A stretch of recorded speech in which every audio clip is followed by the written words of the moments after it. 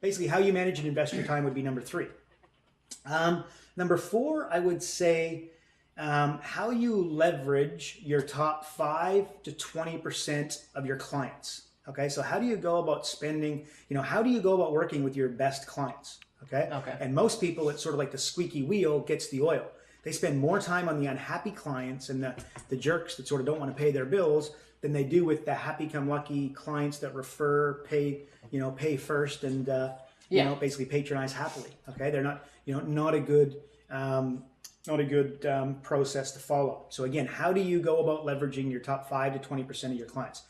And then the next one is basically raising your prices, premium pricing, and transaction size. Okay, like for instance, we talked about it in one of the other Carl's Kick. I can't remember which one it is. Oh, it's how the easiest, quickest way to get to $1 million, right? Yes. And transaction size. You got a personal trainer that makes $50 an hour, and then you've got a personal trainer that charges $5,000 or doesn't take you on. Okay, you've got business coaches who go out there and will talk to you for $250, and you've got business coaches that won't take you on for less than $20,000, right? So again, it's that transaction size. It comes back. It's linked to number 2, how you think about money. But you will not get a $20,000 client until you feel like you deserve a $20,000 client. Okay. Okay, and one of the ways to do that is to basically anoint yourself the expert and become the expert, which again is another Carl's Kick. But you need to put emotionally, you need to decide that you are the guy, and $20,000 is something that you're linked to. Raising your prices.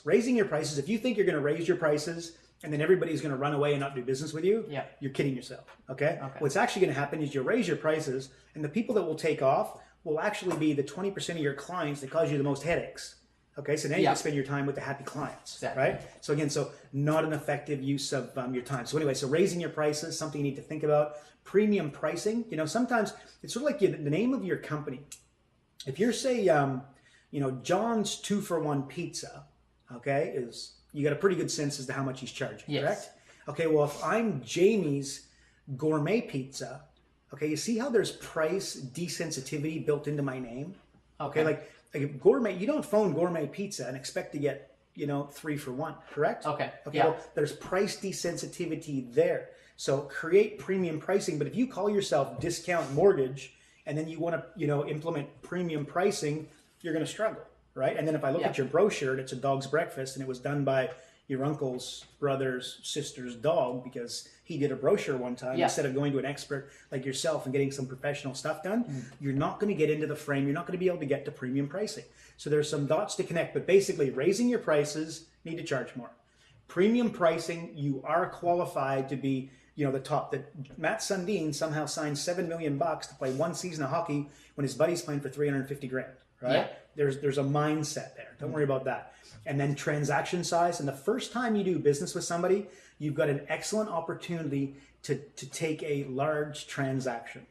Okay? So, people spend more on first time purchases in the weight loss industry than they do on the weight loss program. Does that make sense? So you start up Jenny Craig and you stroke $1,000 check, and then you don't spend another $1,000 with Jenny Craig.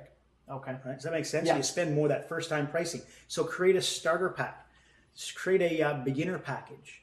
Create something to get people in. And what do they do before? What do they do during? And what do they do after to essentially create a package deal and make it more expensive? Right? So anyway, so that's the 5th bit. And then the 6th bit, I would say, underutilizing your prime assets, which essentially are your best customers and your best clients, or so your best joint ventures and staff members and your best clients. Okay, so underutilizing them. So not going to them and asking for referrals, looking for other purchases, trying to provide them platinum level service. And then going to your staff members and basically again it's the old squeaky wheel gets the oil in your joint ventures and worrying about the guys who are unhappy instead of going to the people who are and leveraging your time with them. So underutilizing. So let's just recap. Number 1, if you want to dominate your category of business and you want to earn, $7 million in industry where others are making 700,000 that are, like there's a massive discrepancy there. Of course. Here's what you need to do. Number 1, you get a passionate. Number 2, it's how you think about money. You need to get your mind right. Number 3, it's how you leverage your 5 to 20% best customers. Number 5 is raising your prices, premium pricing, and essentially, that first end, that beginner transaction size. Okay, so creating a package deal. And then the last one is essentially underutilizing and undervaluing your prime assets, which are your top clients and your top alliances and staff members. Okay. Right. So that is how you dominate a category of business. Okay, I see. Excellent. Thank you so much, Karl. And thanks for tuning in to this edition of Karl's Kick on how to dominate a category of business. We'll see you next time.